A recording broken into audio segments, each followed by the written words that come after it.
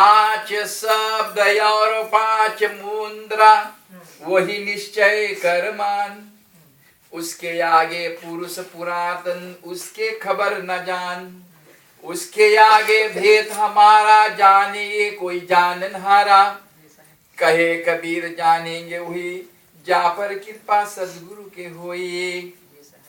आधे मुंह लटकाने में के मतलब है कि माँ के पेट में जन्म लेंगे, इसलिए साहेब ने कहे आगे की बात। देखो उस सत्य को जानने के लिए सदगुरु के कृपा का महत्व बोल रही है। तो कुछ कमाई करने के कहते हैं, कुछ क्या, सभी वही कहते हैं कि जितने ध्यान करेंगे उतने ऊपर उठ पाएंगे और उतने ही शक्तियां आएंगे, जितने पुण्य कमाएंगे उतने लाभ मिलेंगे। यानी सभी अपनी ताकत से छूटने के लिए कह रहे हैं, पर साहेब निराली बात कह रहे हैं कि देखो नालायक अकबर भी साक्षी नहीं मानते, वो बेड़िए हैं। इसी प्रकार से साहेब कहे हैं, साधु सोई जो घट लीन 9 दरवाजे पर गत चीन। 10वें जाए खोल जिन्नी ने तहा कुल गोत्र हमार। पर इसके आगे की बात कह रही कि 11वें द्वार की बात है कि यानी 10वें द्वार के पराकर्ष नहीं कहते हैं। 11वें द्वार में रहस्य महापुरुष जानते हैं। 10वें खुल जाए तो भी माया से बाहर नहीं हो सकते, काल पुरुष ने बाहर नहीं जा सकते हैं। साहेब ने कहे कि जगह जाएंगे, पर 11वें द्वार पे उल्लेख किया है। साहेब कहे कि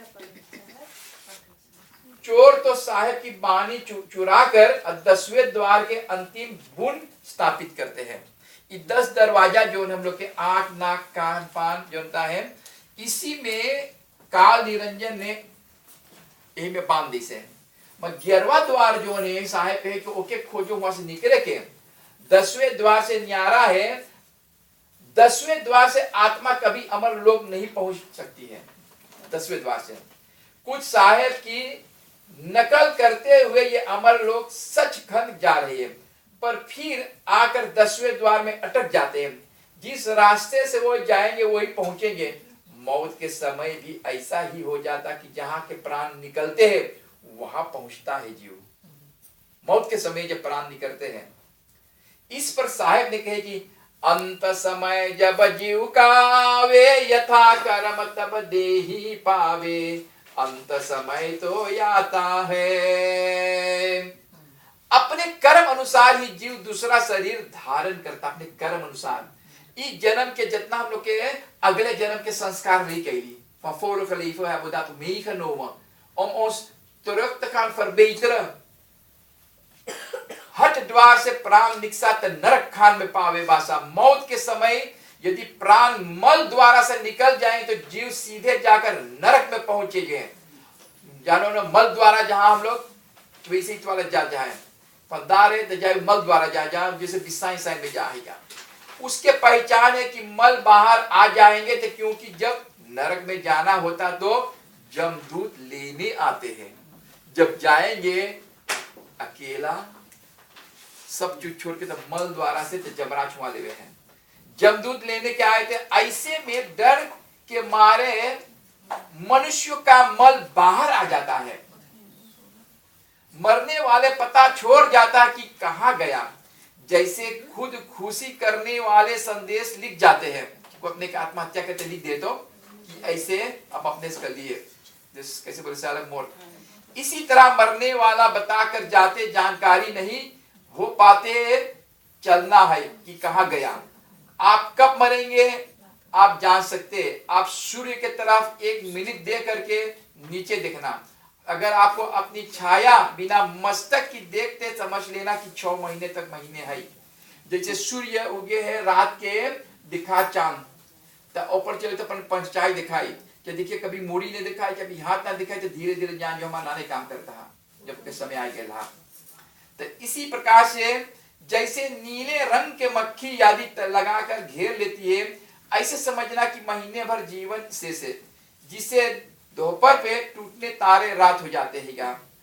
तो साहेब कह रहे हैं कि कह रहे कि यदि मरने के समय प्राण 10वें द्वार से निकल जाएं तो स्वर्ग में वास पा लेंगे और फिर राजा बनकर संसार में आएंगे। देखो अब अंत में साहब 11वां द्वार का ही अमर लोक का रास्ता बता रहा है। बता दें हम 11वां द्वार के, और कोई ना बोलियो। अच्छा एक को ना सुनी साहब, पहले आप बताओ। 11वां द्वार से जीव जब जाता परम पुरुष को लोक समाता, बहरे नहीं इस भवसागर आता, फिर नहीं गर्भ समाता। पंडित लोग घंटी बजावत बजावत चल गे माना बताइस कि तू ई पूजा कर ले, ई देवता को चले वहां समर्पयानी कर लो, माना बताइस कि कौन लोग तो के जाए कि कौन भगवान के पास, कहाँ तू जाइयो कहाँ ना जाइयो। गुरु बतावे भेद, जब गुरु के शरण में जाइयो, गुरु के पूजा करते गुरु भेद बताई। 11वां द्वार से जीव जब जाता परम पुरुष को लोक समाता, बेहुरी ना इस भवसागर में आता, फिर लौट के ना आई, बस तात्निक कभी ना लौट के आई। 11वें द्वार से निकलकर आत्मा उस अमर लोक में चली जाती है जहां से फिर लौटना नहीं आती है। गर्भ में बड़े बड़े ऋषि मुनियों देवता ने त्रिदेवा आदि की तरफ आकर अंधे मुंह लटकाने की सजा खत्म हो जाती है, उसे सदा के लिए छुटकारा मिल जाती है। 10वें द्वार सुषुम्ना के अंदर है, जबकि 11वां द्वार से सुरति का अंदर ही लोग साहब की बाणी लेकर 10वें द्वार से स्थापित कर रहे थे। पर देखो साहब समस्त 11वें द्वार की बात कही रहे, बात तो साहब ने 10वें की भी कही है, पर उसने पराकर्ष नहीं करते। साहब ने सबके बात करके फिर वो देश का रहस्य बताते हैं। और एक कथा मुझे ध्यान करिए क्या बोले हैं, इस तरह साहब ने जिस नाम की बात की है उसे भौतिक नाम समझ लिए जाए। और ये बहुत बड़े चोर है साहब के, हर चीज को चुरा कर मिलावट कर देते हैं। समझला, जैसे मिलावटी चीज रहे तो ढेर, जैसे हम रेडियो निकालते हैं, पखंडी भी हमारा निकल रहा थे, हमारा सत्य पखंडी ने चुरा लिया है। सत्य साई, सत्य ई, सत्य प्रकाश, सब धर्म हम के सतनाम चोरी कर दी। सतनाम कबीर साहब के सतनाम है, और सतनाम वो आत्मा है, और आत्मा परमात्मा कबीर साहब विराजमान है। साहेब भी कुछ कुछ लिख रहे हैं कि सदगुरु नम भी लिए, और मुझे लगता है कि एक दिन अचानक साहेब बंदगी बोलकर कह देंगे कि हम असली साहेब है, तब कुर्ता पंजामा भी मेरे तरह पहनेंगे। ऐसे तो आज सभी संत बनकर बैठे हुए हैं। तो इसी प्रकार से चल हंसा सतलोक छोड़ ये संसार, ये संसार काल के राजा कर्म का जाल पसारा है यार। साहेब कह रहे कि वेदे कहाँ है, 52 अक्षर के सीमा वाला नाम स्थापित नहीं किया जाए। 52 अक्षर अल्फाबेट कितना है, 25 तक ना। तो यही में सब मनुष्य मात्र भटक भटक के यही में खोज रहा भगवान के। और साहिब कहते अक्षर में ना बती, अक्षर आवे अक्षर जाए काल सभी के खाई। वही अक्षर में गीता में खोजे, वही बुक में खोजे। साहिब अंदर में भीतर में खोजो, ध्यान करो, गुरु मंत्र ले, गुरु मंत्र को उच्चारण करो, तब तू पाइए साहिब के।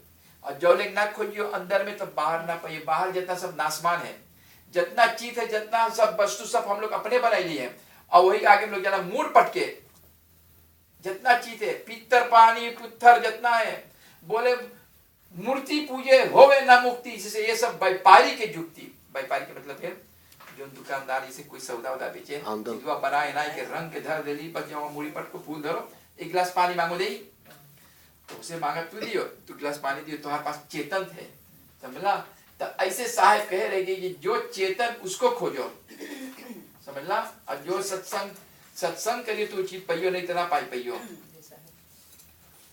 तुलसी साहब कह रहे कि सत्संग के बिना जीव सच्ची राह नहीं पा सकते हैं, वो कर्म भोग सुख दुख के उलझ जाता है। ये बात मुझे मेरे सदगुरु से पता चलती कि जीव बिना सदगुरु के इस संसार सागर से पार नहीं हो पाता। जब सदगुरु मिलते हैं तो वो भी पार लगा देते हैं। जब सदगुरु मिलेंगे तो पार लगा दे। जब सत्संग में आइयो, सत्संग के सौदा करे तो उपइयो, तो साहब के बानी सुनियो, अपने के ग्रहण करियो। कैसे अब सब कोई भोजन कर लो है, ऐसे साहब के शब्द के भोजन करो, ओके ग्रहण करो, अपने जीवन में उतारो, तब तू पहियो।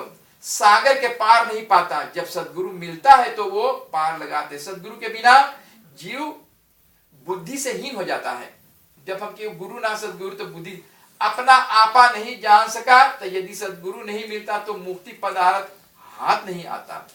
तब संसार ही मीठा लगता है। जब हमको गुरु पा गई और गुरु मंत्र उच्चारण कर ली और हमको सब वो वस्तु जो मिलेगा पा गई, तब नाम रूपी अंजन के बिना आंखें के कुछ भी नहीं सूझता। अंजन के मतलब मशीन ना।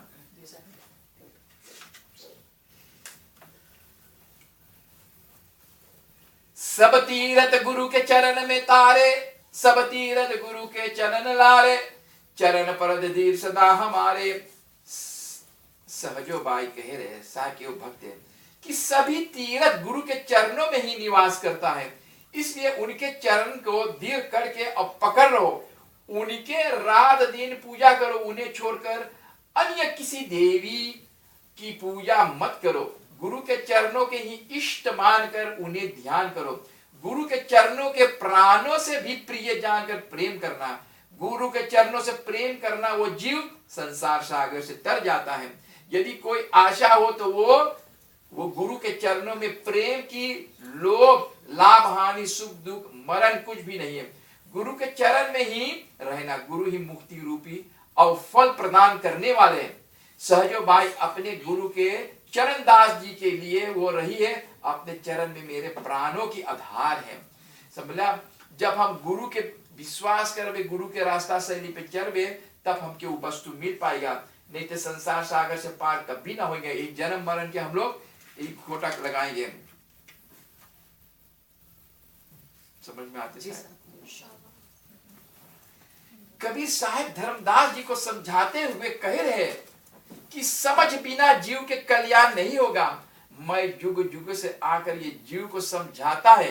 मैं कोई बार बतिया ना सुने, हम जुग जुग से आयला और समझायला जीव के कि भेड़ा खसीदा बन, कुत्ता बिल्ली ना बन, तो कब निकलवायला। तू ना जाने जमरात कौन जोनी में तुके डाली। Welke generatie je gaat weer geboren worden? Ik kom je telkens jou vertellen. Maar je luistert niet naar mij. Je luistert de woorden niet van mij. मेरे बात को कोई समझ के बिना काल के मुख सब पड़ जाते हैं। अलमा का नबे दुइफल। या हे धर्मदास, काम क्रोध आदि को छोड़ दे। अब दिन रात क्या मोह नींद में सो रहा है।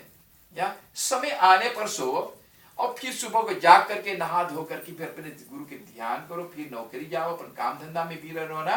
जैसे कचई पानी में रह करके और उस झूर पे आकर के होल खोद के अंडा सब दे दे, तो फिर पानी में सब व्यवहार करे। मलिकी का ध्यान कहाँ है डॉक्टर? तो ऐसे उस परमात्मा रूपी प्रीतम को रूप का वर्णन नहीं हो सकता। वो अजर अमर देश है। करोड़ों सूर्य उसके एक रोम के आगे है। करोड़ों सूर्य जो एक सूर्य भगवान है, ये करोड़ों सूर्य के आगे कुछ ना भगवान कबीर साहिब के आगे। और फेंक के पर जाते हैं फीका। वहां की भूमि श्रेष्ठ, ऐसे लगता कि मानो करोड़ों चंद्रमा के उगे हुए हैं। वे श्वेत रंग का देश है, वहां सब कुछ श्वेत है। श्वेत के मतलब है परम पुरुष सुगा। वहां परमानंदयामय प्रीतम परम पुरुष, तो साथ में वही हंसों का समाज भी है। हे धर्मदास, चल उसी देश चल जहां परम पुरुष के पास बैठने के आनंद मिलते हैं। संसार सुख छोड़ के भये फकीर तू, भया फकीरी क्या स्वाद आया। पलटू साहेब कह रहे, हे फकीर,